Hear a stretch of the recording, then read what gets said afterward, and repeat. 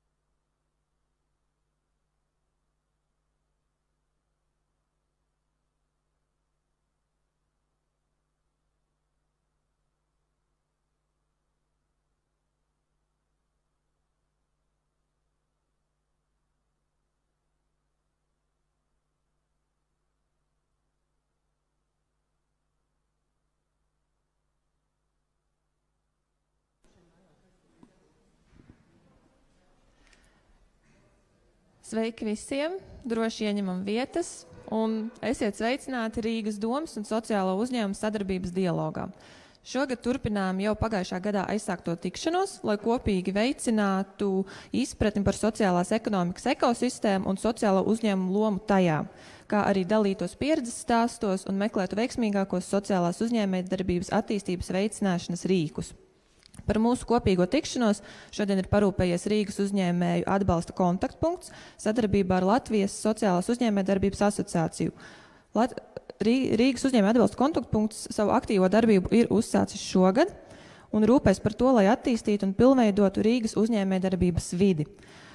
Mūsu vidū šodien ir divi uzņēmēju atbalsta kontaktpunktu pārstāvi, Māris Strots un Aija Lilienfelde. Ar katru no viņiem šodien noteikti paspēsiet aprunāties, taču pirms tam vēl aicinu, ja ir jau tagad kāds jautājums, vēlme pieteikt vizīti, izteikt kādu priekšlikumu, šajā banerī ir redzami kontakti.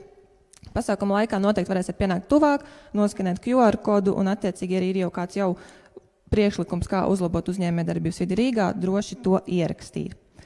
Šodienas dialogs iedalīsies divās daļās. Sāksim ar pieredzes stāstiem sociālajā uzņēmējdarbībā, pēc kā sekos neliela kafijas pauza, turpinot dialogu diskusiju grupās, kurām ierodoties katrs piereģistrējāties. Par tām gan pastāstīšu mazliet vēlāk, bet domāju, ka lieki nekavējamies, esam gatavi sākt. Dialogu aicinu atklāt Rīgas domas priekšsēdētāju vietnieku Edvardu Ratnieku.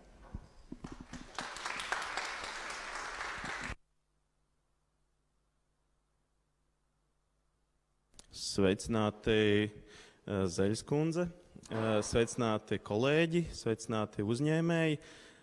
Mums šis ir 2. gads, kad mēs satiekamies, kad mēs runājam savā starpā, uzzinām katram savas lietas. Un es zinu, ka gribas visu rīt, tagad, uzreiz, kā jau mēs ar kolēģiem runājām, bet mēs darām pakāpeniski, ieklausoties, sadzirdot cits citu, saprotot tās vajadzības. Es zinu, ka ļoti daudz būs atnākuši ar konkrētu vienu lietu, ko viņam vai viņai ļoti vajag.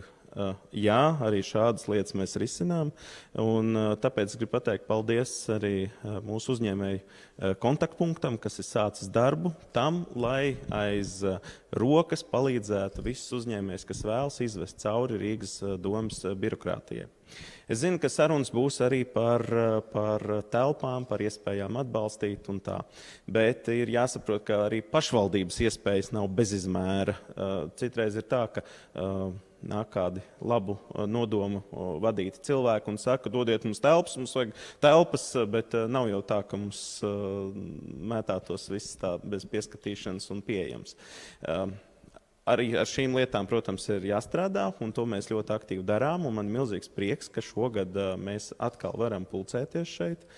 Katrā gadījumā jau no pagājušā gada mēs esam pa solītim uzlabojušas lietas, kuras ir iespējams uzlabot. Tad es gribu pateikt arī apkaimē iedzīvotāju centra kolēģiem lielu paldies par to.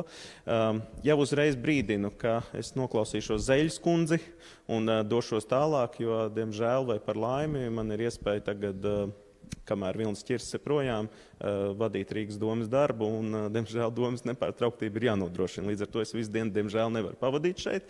Par to es laikus atvainojos, bet jebkurā gadījumā šeit paliek gan mani kolēģi no biroja, gan kolēģi no Rīgas domas, gan kolēģi no deputātu vidus, un tas viss, kas šeit tiks izrunāts, par to mēs ļoti cītīgi iepazīsimies, lai uzlabotu visas iespējamās lietas, kas, būs katram uz sirds sakrājies. Bet man ir milzīgs prieks, ka mēs savā starpā sarunājamies. Tas ir tas veids, kā mēs varam visu uzlabot. Tā kā paldies un lai veiksmīga diena!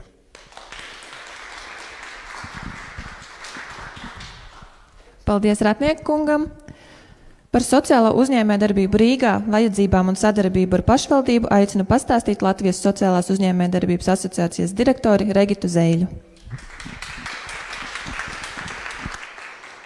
Labdien, labrīt! Prieks jūs visus redzēt šajās burvīgajās telpās, prieks satikties un noteikti prieks arī jau 2. gadu būt šajā dialogā, un man tiešām prieks par šo nosaukumu, jo tā ir saruna, kas ir par konkrētu virzību uz priekšu, un man ir tiešām prieks redzēt ļoti daudz arī pašvaldības pārstāvis, daudz sociālos uzņēmumus un patiešām dažādas nozares, kuras ir pārstāvētas, jo šeit mēs tiekamies, lai ietu soli uz priekšu un lai saprastu, kas tad ir tie soļi, ko mēs kopā gribam veikt. Man šodienas tēma ir sociāla uzņēmējdarbība Rīgā par vajadzībām un sadarbību ar pašvaldību. Pavisam īsumā gribu sākt ar to, ka mēs esam biedrība Latvijas sociālās uzņēmējdarbības asociācija, un mēs kā biedru organizācija attīstām sociālo uzņēmējdarbību ilgtermiņa pārmaiņām Latvijā. Un tie 3 virzieni, ko mēs darām, ir interešu pārstāvība, biedru kapacitātes stiprināšana, kā arī sabiedrības informēšana par sociālo uzņēmējdarbību. Un patiesībā to darām jau kopš 2015. gada, līdz ar to šī tēma mums ir tuva, un nākamgad jau būs 10 gadi, kopš mēs vispār runājam kā biedrība, kā organizācija par sociālās uzņēmējdarbības attīstību Latvijā. Bet kas tad ir sociālā uzņēmējdarbība? Jāsaka tādu lielāku konceptu, kas ir sociālā ekonomika, un tā apvieno visdažādākās organizācijas, kuras darbojas tā saucamajā 3. sektorā. Varētu teikt, ka ir publiskais sektors, jeb šo valsts pārvalda, pašvaldības, dažādas valsts organizācijas, ir privātais sektors, kas ir komercdarbība, uzņēmēji, un ir arī 3. sektors, kas ir nevaldības organizācijas, un savukārt sociālajie uzņēmumi ir tie, kuri apvieno labāko no privātā sektora un no nevaldības organizācijām, paņemot to, ka viņi darbojas ar mērķi risināt kādu sociālo izaicinājumu ar uzņēmējdarbības metodēm. Ja šeit ir būtiski abas šīs lietas, ka tās ir uzņēmējdarbības metodes, tai ir jābūt regulārai finanšu plūsmai un ienākumiem, bet arī tur ir jābūt šim sociālajam mērķim un vēlmei atrisināt kādu plašāku sociālo izaicinājumu.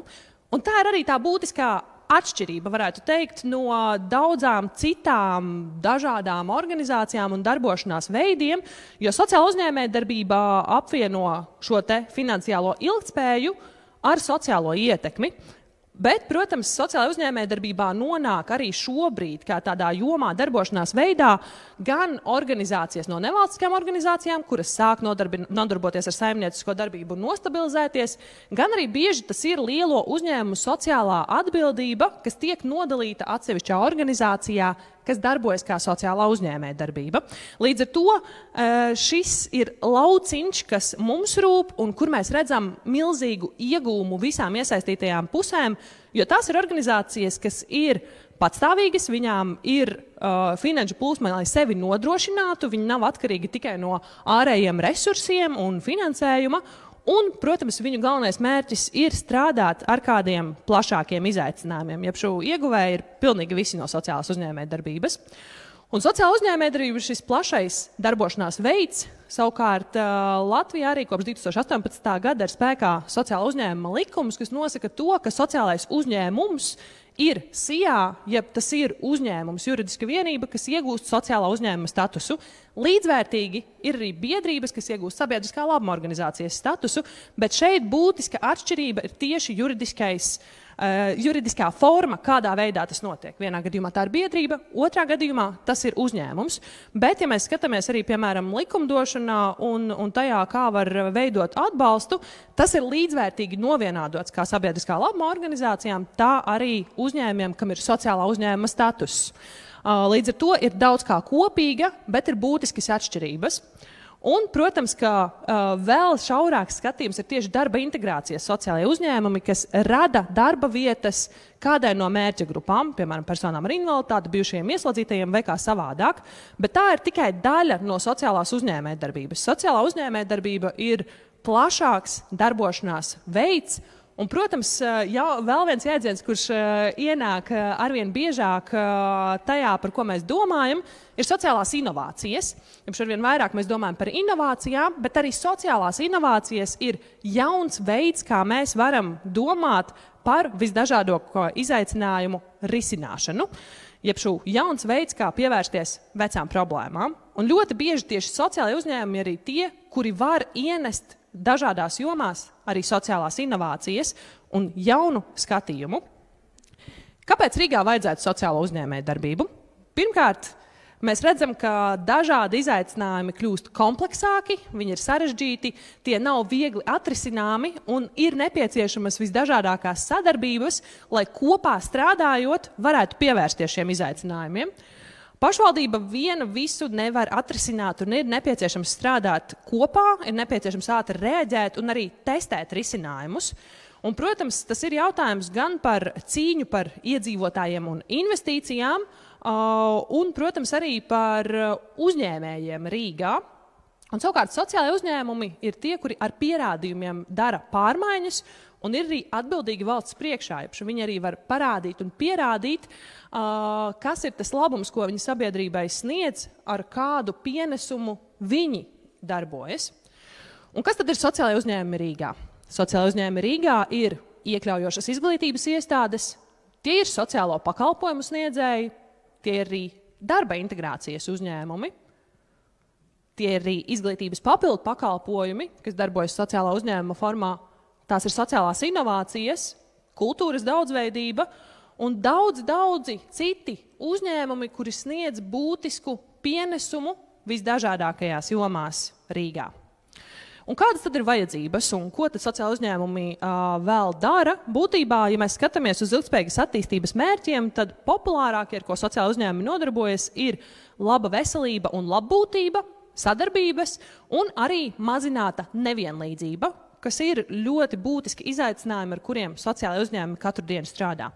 Un savukārt, ja mēs skatāmies uz vajadzībām, tad patiesībā tas, ko sociālai uzņēmumi atbild kā biežākās vajadzības, ir, lai uzturētu ikdienas darbības, kā arī otra būtiskākā vajadzība ir tieši iespēja radīt jaunus pakalpojumus un inovatīvu piedāvājumu jauniem piedāvājumiem, pakalpojumiem, ko piedāvāt saviem klientiem.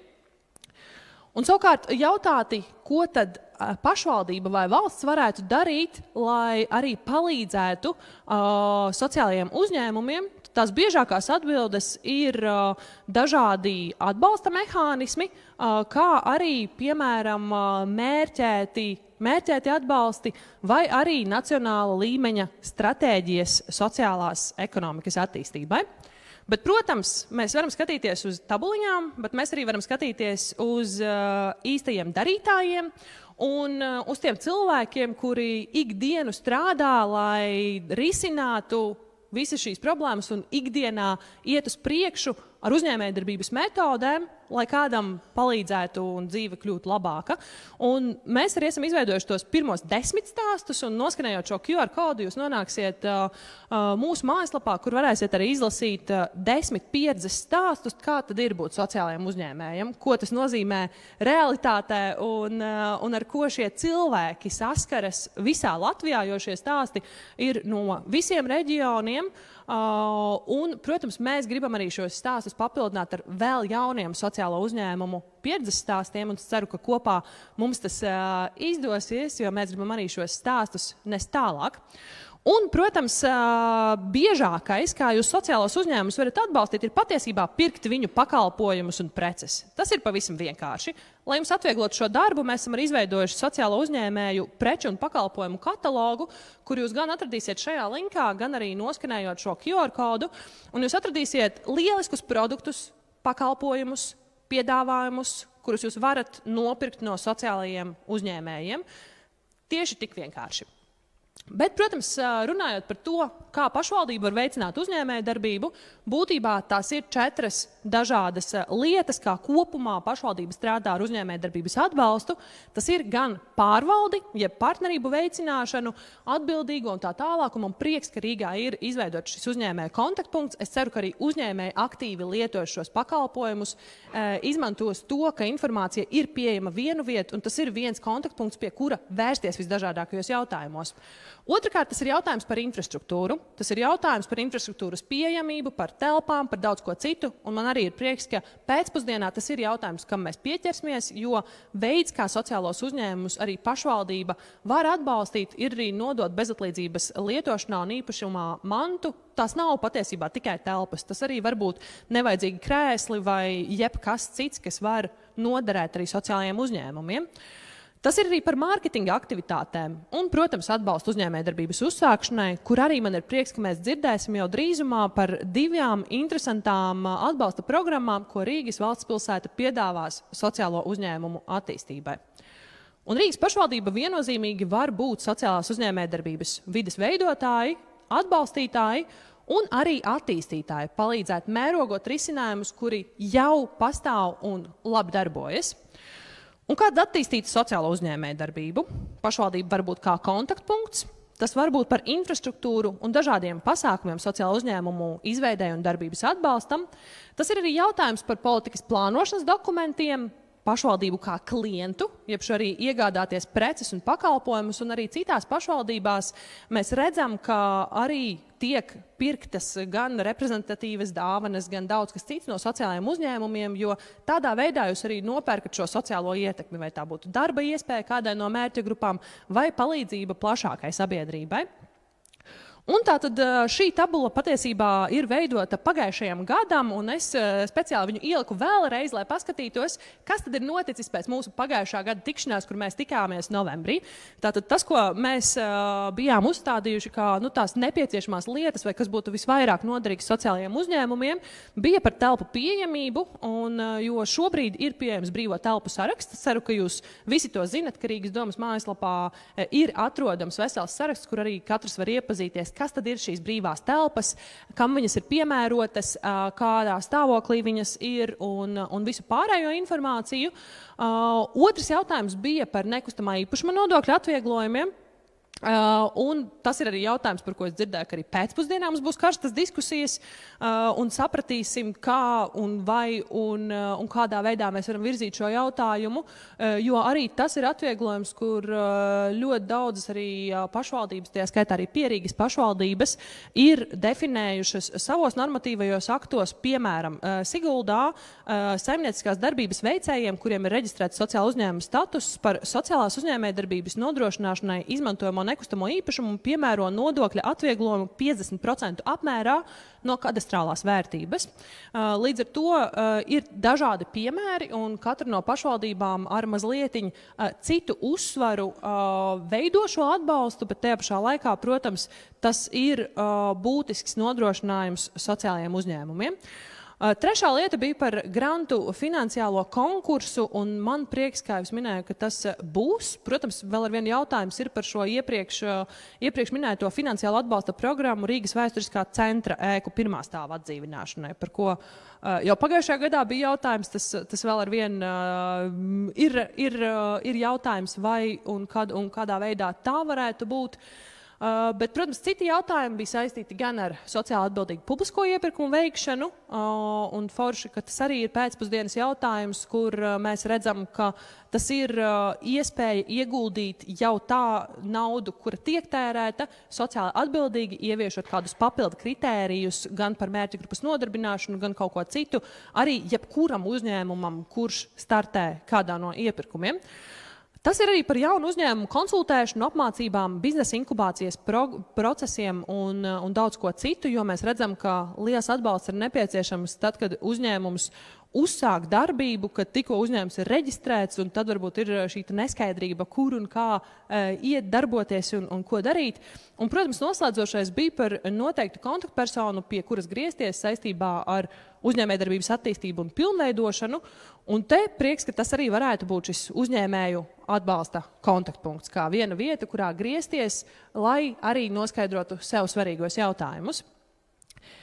Bet sociāla uzņēmējdarbību mēs varam attīstīt kopā, jo, protams, sociāla uzņēmējdarbība sastāv no veselas ekosistēmas un no daudzveidīgiem spēlētājiem, kur katram no tiem ir loma, lai sociāla uzņēmējdarbība Latvijā attīstītos. Un kāpēc? Jo mēs gribam spēcīgas organizācijas, kuras spēj pašas par sevi pastāvēt, un mēs to varam kopā palīdzēt nodrošināt, jo, protams, tas labums ir pilnīgi katram no mums.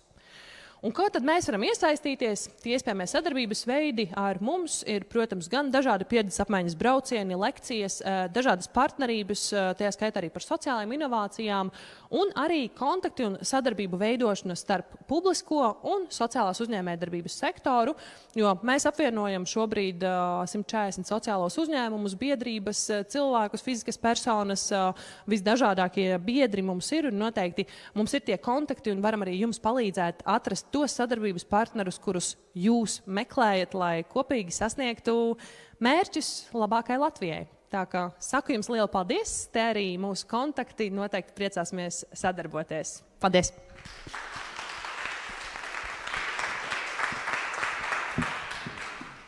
Paldies! Kā nākamo savā pieredzē sociālajā uzņēmējdarbībā dalīties aicinu projekta Neredzamā pasaule izveidotāju Maksimu Mihejevu. Lūdzu!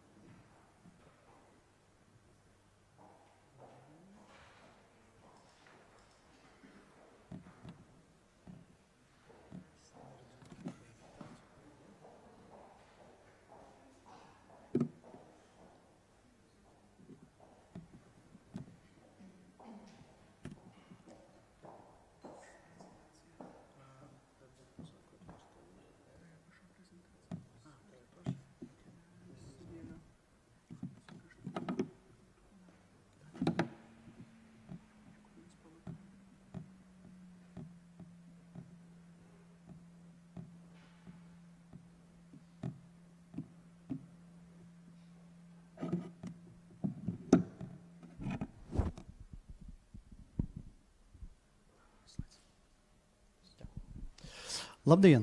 Mani sauc Maksims Mihējus, un esmu sociāla uzņēmuma Neredzama pasaulē dibinātājs un vadītājs. Man vienmēr interesē uzņēmuma darbībā, un es teiktu, mana pirmā pieredze bija kādā 6. klasē, kur es pārdevu špikerus saviem klases biedriem. Tā man gribēja arī dalīties ar savām zināšanām, un savā iepriekšējā darbas gaitā es braukāju daudz pa Eiropu un vienmēr meklēju kādu tādu interesantu uzņēmuma darbības veidu, tieši ar kādu tādu interesantu, lielu, tiešām pievienotu vērtību. Un man patīk baudīt dzīvi, un varbūt arī manī vairāk var saprast, redzot manus hobijus. Un kad tad radās tā ideja, esmu arī kaislīgs hokeja fans un ārzemēs apmeklē līdzīgu interaktīvu telpu, un tas tiešām tik stipri iekrita mana sirdī, ka arī pēc tam tomēr nolēmu padalīties te Latvijā ar šo pieredzi, ar tādu interesantu ideju, ka man liekas, caur izklaidi var ne tikai dot unikālas emocijas, bet arī varbūt parādīt diezgan tādas nopietnas un svarīgas lietas, kā tolerance, dažādība, empātija. Un kas tas tiešām ir? Pamatā ir liela sociāla problēma, ka cilvēkiem redzas traucējumiem, kas Latvijā ar 12,000 cilvēku, principā nav darbā. Un galvenokārt te ir sabiedrības mīti, jo cilvēki vienkārši necīts, kā neredzīgi cilvēki var pastāvīgi strādāt un ir pielāgoti, jo viņi strādā vairākas profesijas, piemēram, varbūt, vai jūs zināt, ka ir neredzīgs lidmašīnas pilots, kurš aplidoja pusi pasaulē. Un kā neredzīgam ir iespēja pastāvīgi iemācīties un pastāvīgi braukt ar riteni. Tas viss ir iespējams. Un mēs no savas puses pirmais dodam darbu, cilvēkiem ir iespēja nopelnīt, un otru, galvenokārt cilvēkiem ir iespēja sajust ticību sev un sajust, ka tiešām viņi ir pilnvērtīga sabiedrības daļā un ka viņi ir vajadzīgi. Un tā ir iespēja sabiedrībai paaugstināt ne tikai toleranci, kā minēja, bet dažādība, empātija, un tas viss pašiem uz savas ādas saprast, kas tas ir. Mēs esam ļoti unikāls uzņēmums. Mums ir interaktīva telpa vienīga Ziemeļeiropā, kur apmeklētāji ies tādu ļoti aizraujošu ceļojumu tumsā, interaktīvas telpas ar ļoti maigu, neredzīgu gidu pavadībā. Tiešām pilnā tumsa, nekādas maskas nav.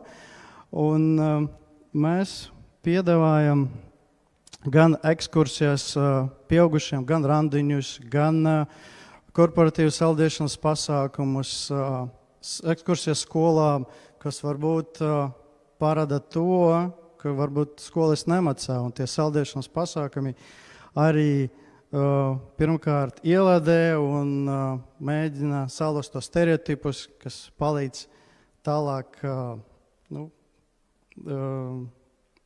dabūt savu mērķi. Mums arī meistarklases un koncerti tumsā. Tā arī tas notiek, tas 90 minūtes garumā, visādas dažādas programmas no mūsu puses. Un Kur ir tā liela vērtība? Manuprāt, un to arī apstiprina mūsu klienti, pirmkārt ir iespēja dabūt ne tikai unikālus emocijas iespējas, bet galvenokārt uz savas ādas saprast, jo man liekas, cilvēki visvairāk saprast, kad viņš to pieredze pats.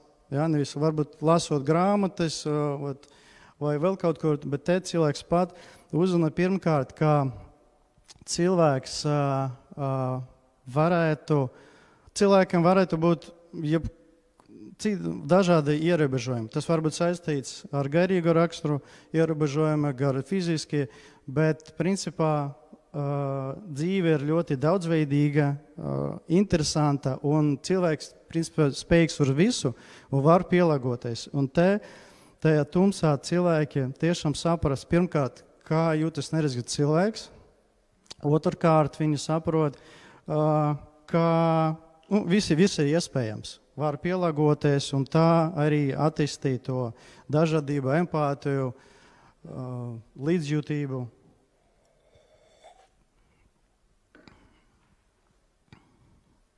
Un priekš darbiniekiem tā ir liela vērtība, protams, nopelnīt, iegūt jaunu zināšanas un vispār iziet, varbūt savu tādā neliela, varbūt, burbuļa, kuri neredzīgi cilvēki pašlaik varbūt ir, ne visi, bet arī saprast, ka viņi palīdz veidot tādu iekļaujošu sabiedrību un varbūt parādīt cilvēkiem, ka tiešām mēs esam visi vienādi un viss ir iespējams. Un sabiedrībai tā ir, man liekas, ļoti laba iespēja tiešām laust tos stereotipus, jo pasaulē ir ļoti daudz variantu, kad neredzīgi cilvēki strādā gan par arhitekti, gan programmētāju, jo varbūt, zināt, ir gandrīz neredzīgs divkārtējs olimpiskas čempions šaušanā ar loku. Ja? Un tas arī vēl viens piemērs, ka tiešām viss ir iespējams, un caur tādam uzņēmējdarbības veidam un to ekskursu ir iespējams pašiem to saprast un sajust, ka tiešām pat tumsā viss ir iespējams. Mēs strādājam jau 5 gadus un esam daudz sasnieguši, ļoti vērtīgu balvu saņēmām pagājušajā gadā šajās telpās no Latvijas Pilsoniskās alianses un ASV vēstniecības balva cilvēka izaugsmai. Dabojam 2 jau Altuma grantus, ļoti vērtīgu uzņēmējdarbībai un vēl vairākus dažādus citus Eiropas Savienības grantus. Piemēram, pagājušajā gadā bija iespēja piedalīties Social for Tech grantā, kur bija atlasīti 100 uzņēmumiem no Eiropas, un ar mūsu kolēģiem mēs piedalījāmies hackathonā Hamburgā.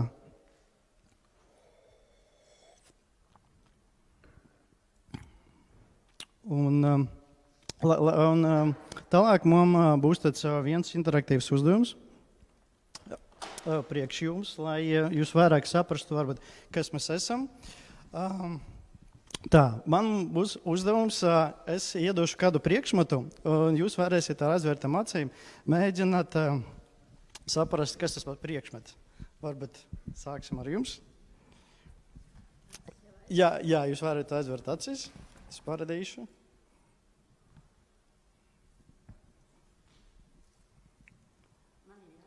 Jā.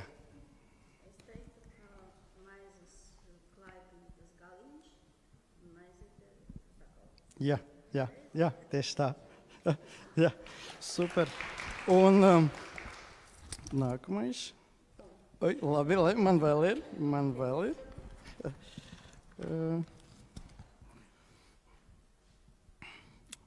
Tā, lūdzu. Tā ir viennozīmīgi ķermīte ar rokturīti, un tas zobiņi ir. Krāsu gan nevaru pateikt. Jā, labi, paldies jums.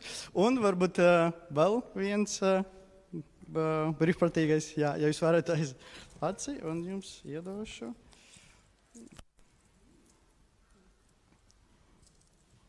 Jā.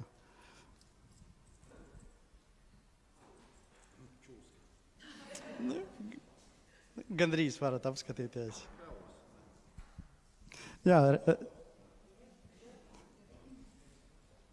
Jā, un varbūt vēl vienu. Varat aiziet acis un... Jā.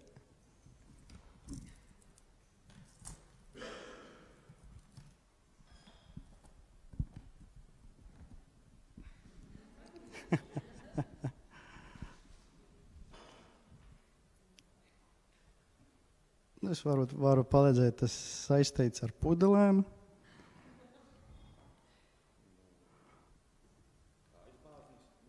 Jā, varat apskatīties.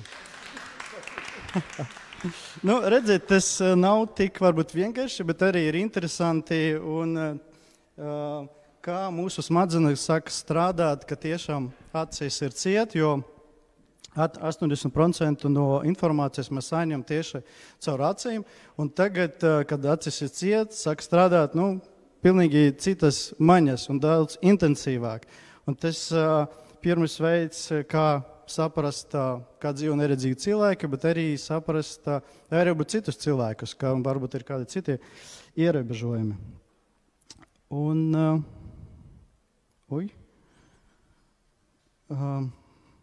kaut kā tas, labi, te bija slaids ar izaicinājumiem.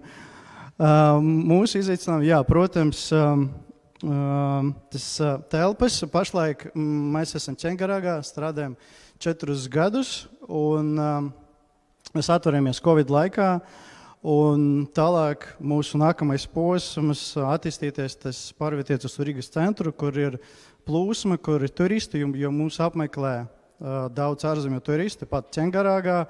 Mūsu gidi runā vismaz 3 valodās, tas latviešu, krievu, angļu. Un, kā jūs zināt, tas labākais veids, kur noķert uz to plūsmu, tas ir Rīgas centrs. Un mēs meklējam kādus ap 200-300 kvadrātmetru telpai.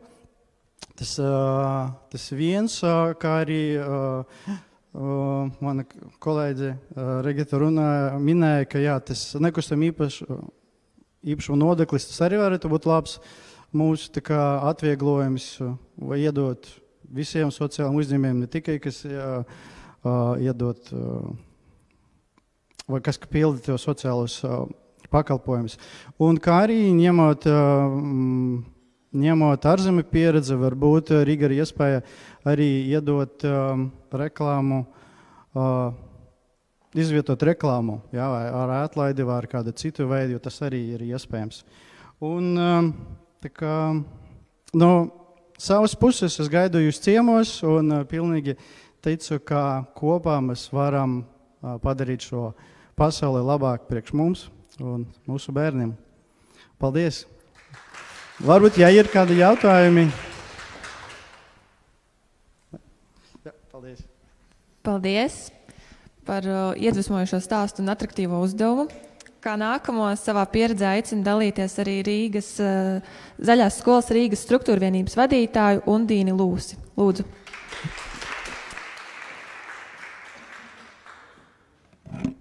Labdien! Kur palikt tas klikerīt?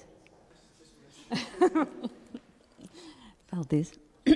Man ir aizkritus balss drusciņu uztraukumu, tā es atvainojos. Kurš te ir? Kāds, kurš varētu salabot man to, ko es tikko saspaidīju?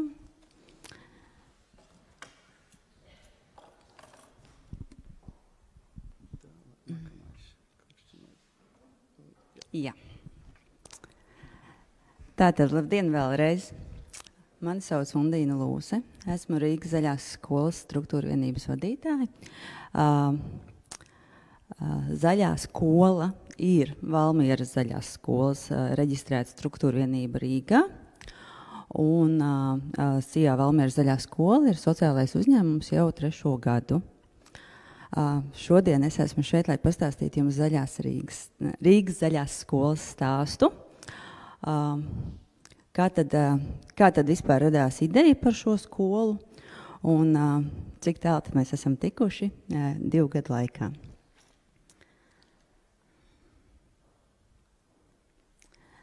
Tātad viss sākās tā. Bija 2022. gada rudens. Mans dēls uzsāka mācības 4. klasē kādā no Rīgas pašvaldības skolām. Viņš šajā skolā mācījās jau no 1. klases. Klasē bija 22 bērni. Un vienīgais, kas tajā gadā mainījās, bija pedagogi. Jo līdz 3. klases beigām bija viens pedagogu sastāvs, no 4. klases sākās citi.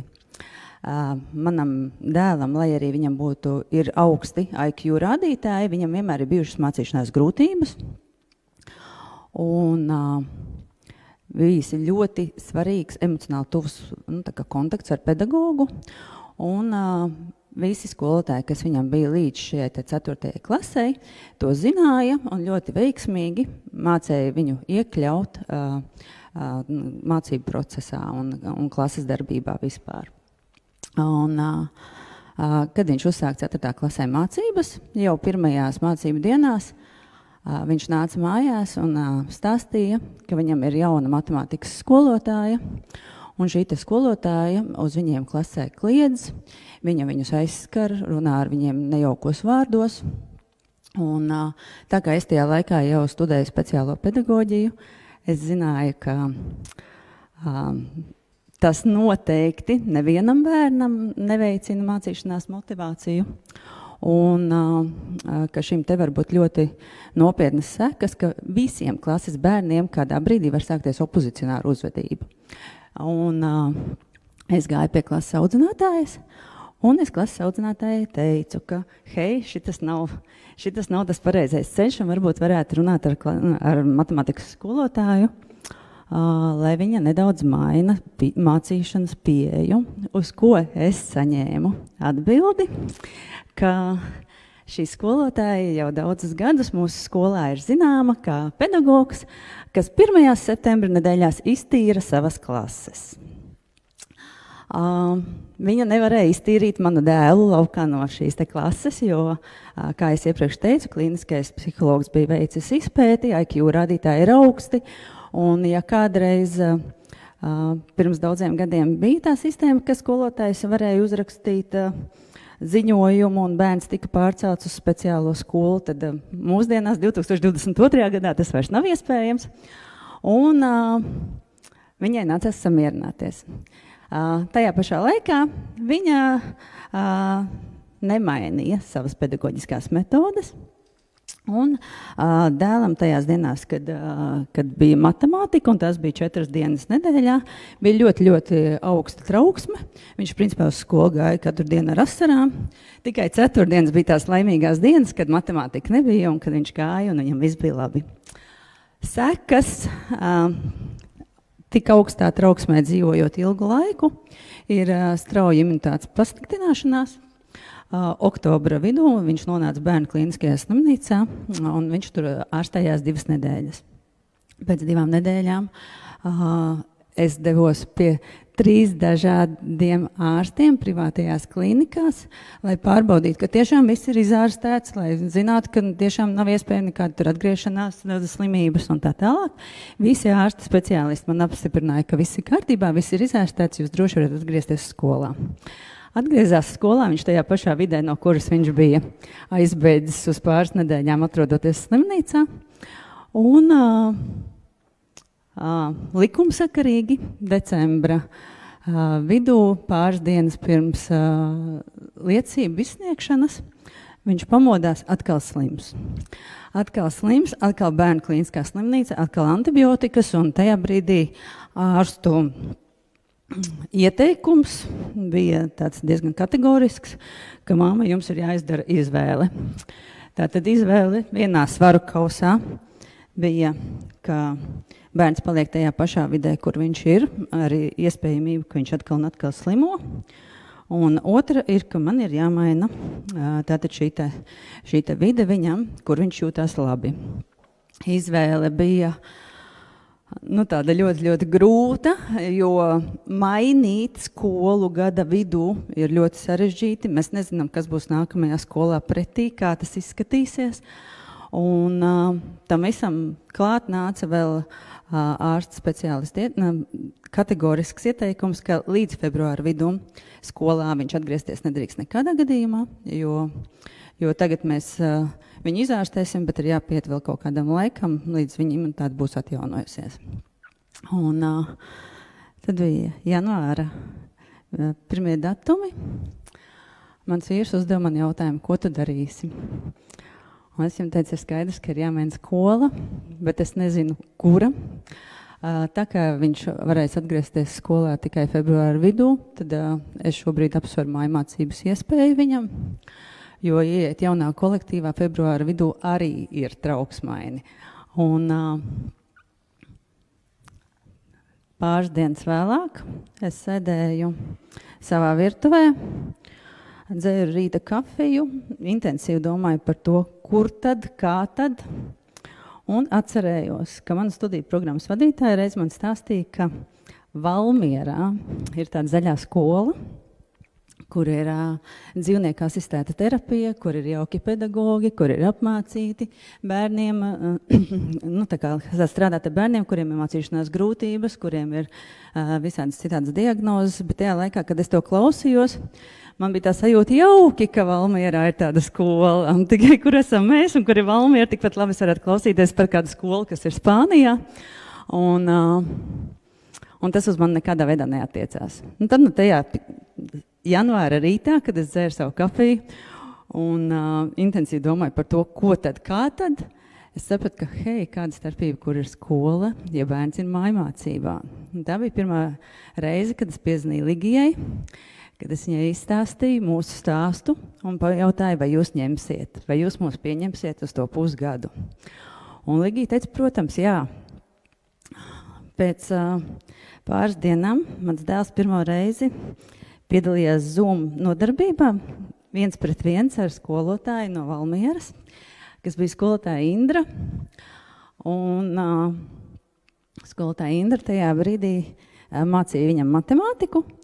Un tajā rītā, kad viņi pirmo reizi satikās, viņa tāda jauna, gaiša, jauka parādījās viņam datora ekrānā un teica, labrīt, Niklas, kā tu šorīt jūties? Mans dēls tajā brīdī pāri datora ekrāna malai paskatījās uz mani tā, mam, kāds sakars tam, kā es jūtos ar matemātiku. Un, skolotāja Indra soli pa solim, atkāpās nedaudz apakaļ, saprata, kur tad ir tas brīdis, kur viņš to matemātiku ir pazaudējis savā ceļā, un lēnām un pakāpeni sāku viņam mācīt. Pēc mēneša viņam bija pirmais pārbaudas darbs, viņam viņš tika atsūtīts, viņš viņu izprintēja, aizpildīja, pats nofotografēja, pats skolotājai apakaļ e-klasē aizsūtīja, un pēc stundas saņēma atbildi. Niklas, tu esi malacis, tev šajā pārbaudas darbā ir 10. Starpības starp vienu skolu un otru skolu bija tieši mēnesis. Un bērns tajā brīdī skatījās datora ekrānā un teica, mamma, es neticu, ka tas ir pa mani. Nākamais mūsu solis bija aprīlī, kad mēs devāmies uz Valmieras zaļo skolu, lai nedēļu dzīvotu Valmierā uz vietas. Un es redzētu un dzirdētu, ko Valmieras zaļās skolas skolotāji saka par viņu, kad viņš mācās klātienē, kā viņš reaģē uz tiem bērniem klātienē, kā notiek visa šī miedarbība. Pirmās dienas vakarā mēs bijām aizgājuši jau gulēt, gaisma bija nodzēsta, mēs katrs gulējām savā gultā, un pēkšņi atskan man bērna balss, kurš saka, mam, man šī skola tik ļoti patīk, ka es vēlētos te mācīties katru dienu, arī sestdienās un svētdienās. Man kā mammai tajā brīdī asaras, tā kā krokodīla multipilmās aizslīdēja katru savu pusi. Un es visu nakti dažādos portālos meklēju nekustamos īpašumus Valmierā. Es biju gatava savu dzīvi, savu vīru, 3 bērnus, suni, kaķi, kāmi, visus pārcelt uz Valmieru, lai tikai beidzot mums būtu skola, kur bērns jūtās labi. Valmierā nav īpašumu. Tas ir vēl viena brīva niša uzņēmējdarbībā. Nav īpašumu ne uz īri, ne uz pārdošanu. Es nākamajā rītā Valmieras zaļās skolas psiholoģijai teicu, ja tu gadījumā dzirdi, ka kāds izīrē māju, tu man droši dod ziņu, man ir plāns. Un viņi teica, stājies rindā, es jau 1,5 gadu pati meklēju. Tā kā jā, Valmierā īpašumu nebija, un 2 dienas vēlāk es satiku Ligiju, un es Ligijai teicu, arī Rīgas bērni ir pelnījuši zaļo skolu. Tajā brīdī es koķetēju ar visumu, es koķetēju ar Ligiju, es nedomāju to nopietni. Bet vasaras sākumā mēs tiešām sākām meklēt telpas Rīgā.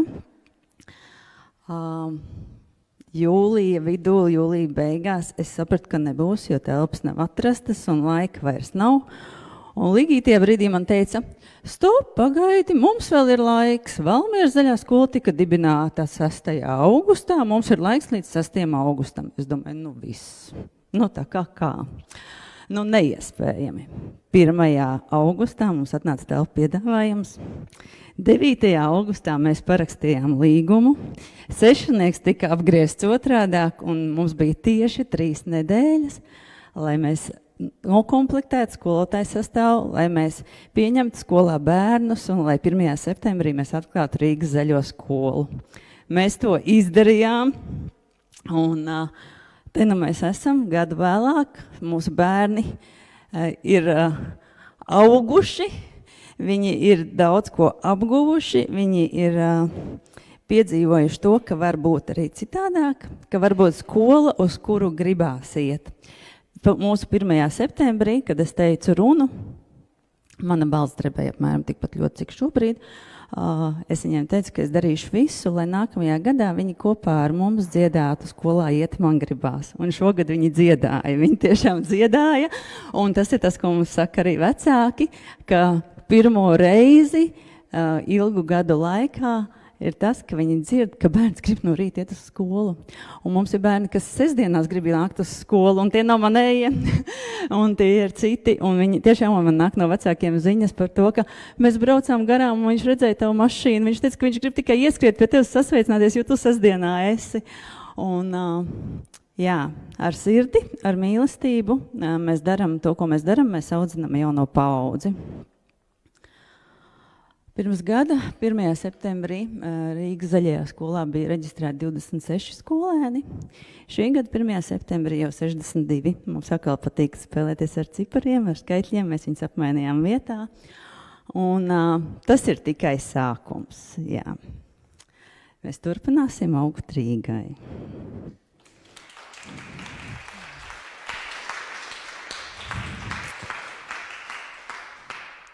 Un tad ir mans jautājums. Tātad ir 2 skolas, ir Valmieras zaļā skola, kas atrodas Baltakmeņa muižā, un ir Rīgas zaļā skola, kas ir Brīvības gatavē 201, korpus 1. Kā jums liekas, kura pašvaldība ir zaļāka?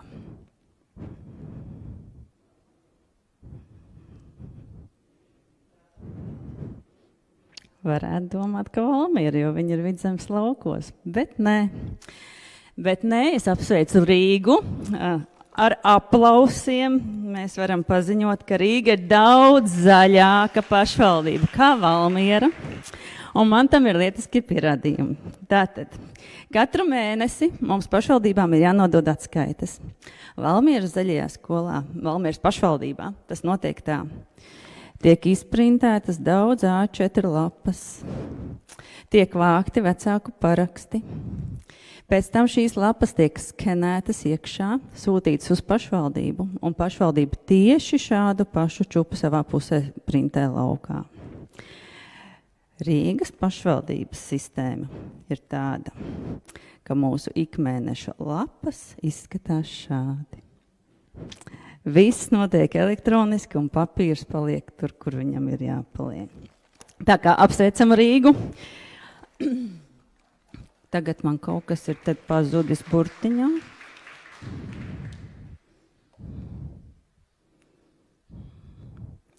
Tātad, jā, kāpēc mums pēkšņi nomainījies fonds?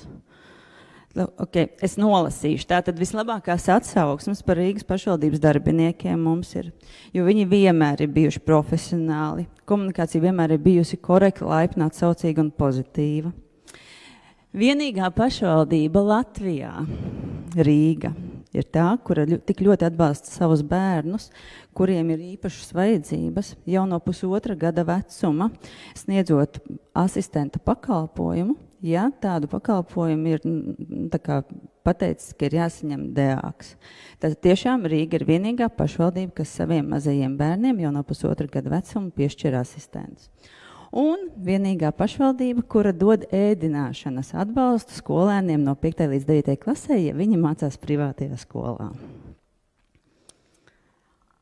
Un, ja mums ir jārunā par to, kur vēl augt, tad mēs ļoti vēlētos, lai jebkurš mazais rīznieks varētu saņemt ēdināšanas atbalstu.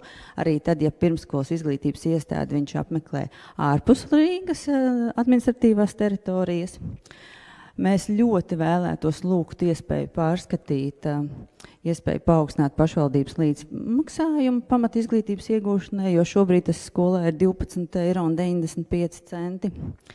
Mēs ļoti lūgtu rast iespēju paaugstināt līdzmaksājumu skolēniem, kuriem ir piešķirta īpašās kopšanas atbalsts, invaliditāte vai speciālās izglītības programma. Un mums būtu lūgums nodrošināt iespēju privātajām izglītības iestādēm arī saņemt to pašu informāciju, ko saņem pašvaldības skolas, ko izglītības ministrijas sniedz pašvaldībai, lai nosūta skolām, kas atrodas pašvaldības administratīvā teritorijā. Tas tad arī ir viss. Paldies jums! Paldies! Turpinājumā par SEB bankas izveidoto sociālās uzņēmējdarbības grantu programmu Augšup un pašvaldības potenciālo dalību tajā aicināšu pastāstīt SEB banka rītēl kreditēšanas centra vadītāju Nelliju Strastu. Lūdzu. Paldies jums liels. Es gribu pateikt, pirms es sāku savu stāstu, es gribu pateikt milzīgu paldies Undīnei, Maksimam, Regitai. Jūsu stāsti ir ļoti, ļoti spēcīgi. Viņi ir ļoti, ļoti vajadzīgi. Un paldies jums milzīgs visi klātesošie par to darbu, ko jūs darat ikdienā. Man ir tiešām milzīgs prieks par to, ka šis dialogs ar Rīgas pilsētu ir sācies, ka viņš ir turpinājumā un ka ir radušies pirmie augļi. Mēs arī no SEB bankas puses esam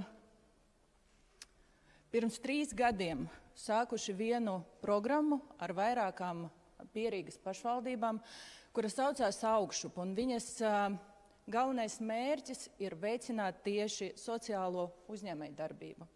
Līdz šim ir bijuši vairāki granti, kuri ir domāti uzņēmējdarbības popularizēšanai kā tādai, bet tieši ar sociālo piesitienu Augšup grants ir bijis tāda zināma inovācija, kuru ar vairākām Pierīgas pašvaldībām mēs esam sākuši pirms 3 gadiem. Nākamais 25. gads ir 4. darbības gads, un man ir milzīgs prieks šodien paziņot, kad atbalstītāju sastāvam pievienosies arī Rīgas valstspilsētas pašvaldība.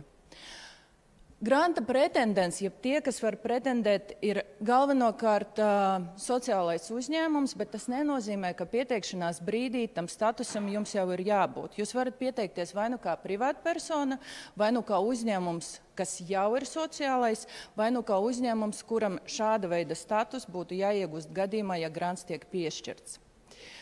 Nosacījumi ir zināmi ierobežojumi. Pirmkārt, grantam var pieteikties, ja piesakās fiziskā persona, tad no 18 gadu vecuma. Ja tā ir juridiskā persona, tad nodokļu parāds nedrīkst pārsniegt 150 €. Un ir zināms ierobežojums, ka Augšup grantu var saņemt tikai vienu reizi, viens pieteikums, viens pretendents. Šāds ir tas likums. Un, protams, ka pretendents nedrīkst būt nodarbināts nevienā no organizatoriem, kas ir gan pašvaldības, gan SEB banka, gan arī LIA pārstāvniecības, sociālās uzņēmējdarbības asociācija un sociālās uzņēmējdarbības inkubators. Ja mēs runājam par finansējumu kopsumu, tad nākamā gada ietvaros ir apgūvei pieejami 64 000 €. Katra pašvaldība gādā par 8 000 € un tādā pašā apmērā arī finansējumu nodrošina SEB banka. Žūrijas komisija ir tiesības arī samazināt grantu. Ir bijušas vairākas situācijas, kad arī granta apmērs ir pieteikts mazākā apmērā, un arī, ka ir tik foršas vairākas idejas vienas pašvaldības ietvarā, kad to grantu dala uz pusēm, bet ne vairāk kā uz pusēm. Vēl viens apsvērums ir par to, ka SEB banka piedalās ar savu granta finansējumu vienam no uzņēmumiem, kas reģistrēts attiecīgajā pašvaldības teritorijā. Līdz ar to rezultātā katra konkursa ietvaros, vienas pašvaldības ietvaros 2 sociālie uzņēmēji saņems tādu grantu. Ko mēs atbalstam? Mēs atbalstam gan mārketinga izmaksas, gan ieguldījumus ilgtermiņa nemateriālos ieguldījumus, gan personāla apmācību izmaksas, gan apgrozījumos līdzekļus, telpu ēku remonta izmaksas un pamatlīdzekļus. Attiecībā uz pamatlīdzekļu iegādi tur nav nekādu ierobežojumu, bet citās kategorijas tur ir zināms procents no granta. Tad no piešķirtā granta, piemēram, mārketinga izmaksas nedrīkst pārsniegt 30%. Faktiski pie katra granta nolikuma mēs strādājam gada sākumā, un izsludināšana šim konkursam notiek aptuveni martā. Žūrijas, jeb izvērtēšanas komisijas sēdes notiek aprīlī. Katru pieteikumu mēs vērtējam 3 kārtās. Pirmajā kārtā ir vairāk tāds administratīvais darbs par visu atbilstību un prasībām. Otrā kārta ir prezentācijas attālināti, un trešā kārta ir prezentācijas klātienē.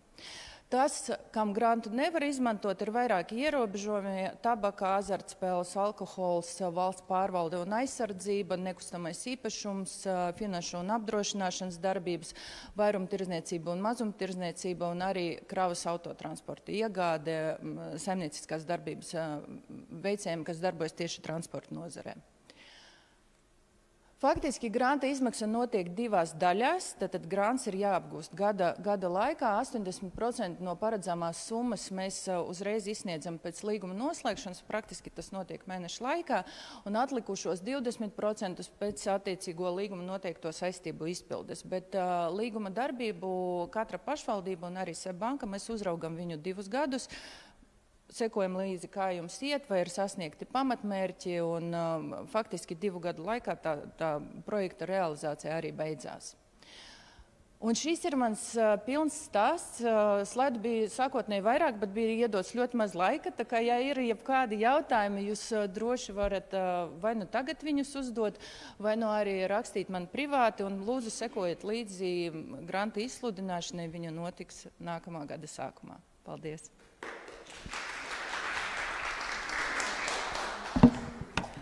Paldies! Tuvojoties jau prezentāciju noslēgumam par Rīgas domas līdzfinansējumu programmu sociālajiem uzņēmējiem, pastāstīs Rīgas uzņēmēju atbalsta kontaktpunktu projektu koordinātori Aija Lilienfelde.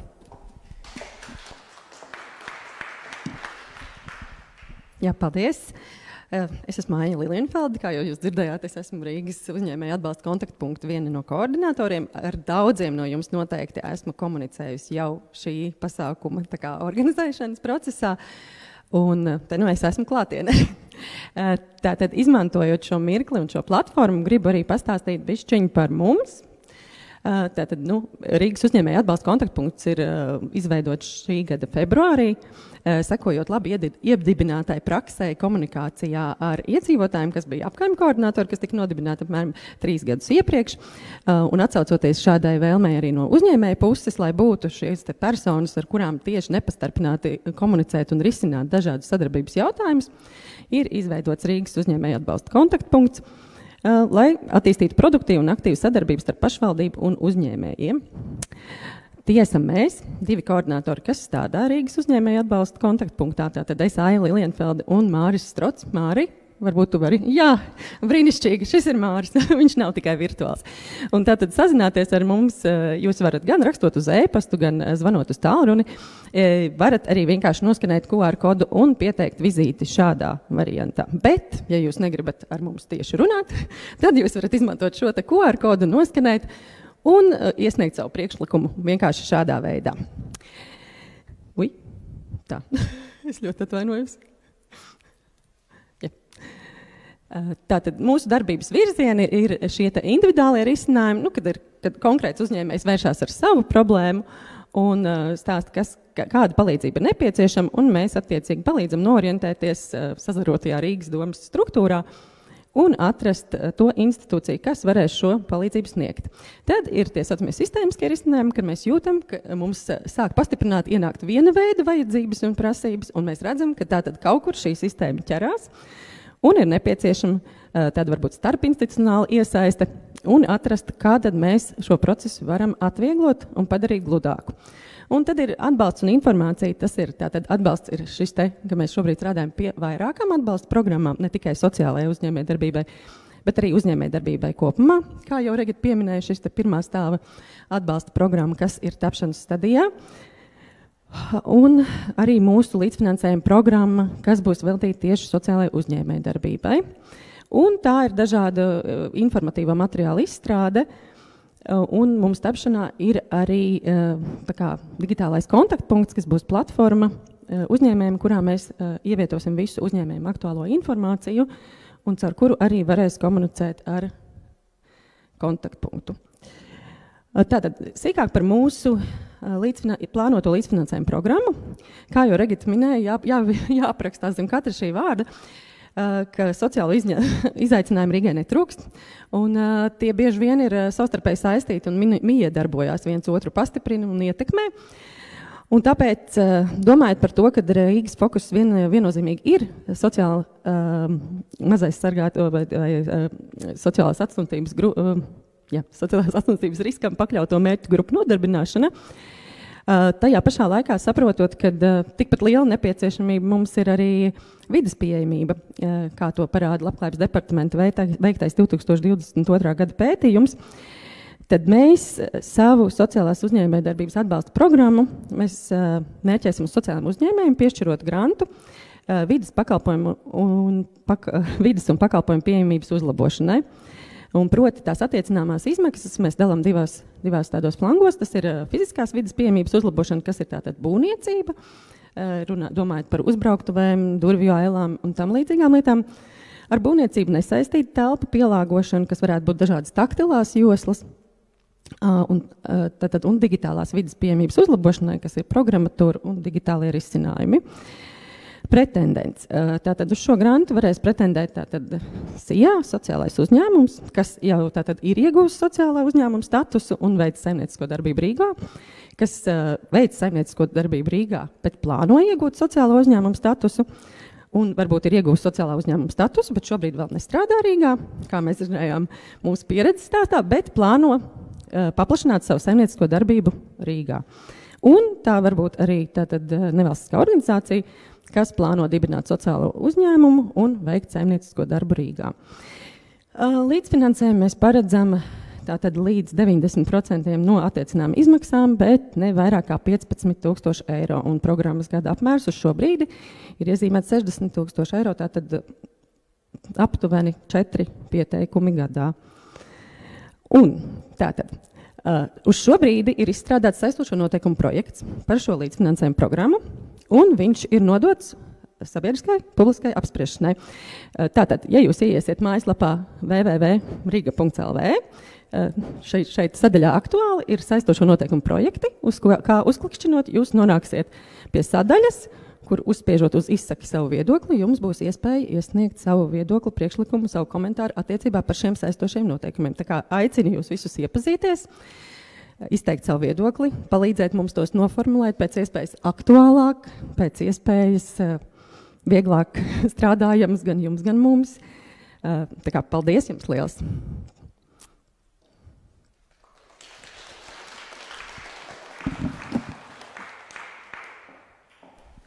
Paldies visiem šīs dienas runātājiem. Nelielas dāvaniņas arī no Rīgas uzņēmēju atbalsta kontaktpunkta katram.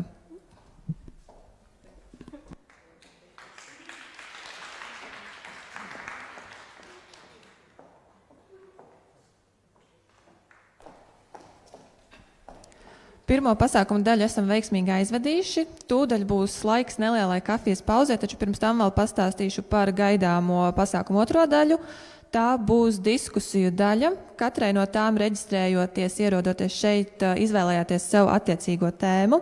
Būs 4 galdiņi, jeb 4 grupas. Uz katra no tām būs tēmas nosaukums, kuram tad varēsiet pievienoties pēc kafijas pauzes. Un pie katra no galdiņiem būs pārstāvis no Rīgas uzņēmēju atbalsta kontaktpunkta. Attiecīgi, tad šis pārstāvs palīdzēs arī vadīt diskusiju, atbildēt uz jautājumiem un pēc tā arī noslēgumā mazliet pāris vārdos prezentēt izrunāto. Tad, paldies visiem par šo pirmo daļu. Aicinu visus nelielai kafijas pauzei un 11:40 sākam diskusiju. Paldies!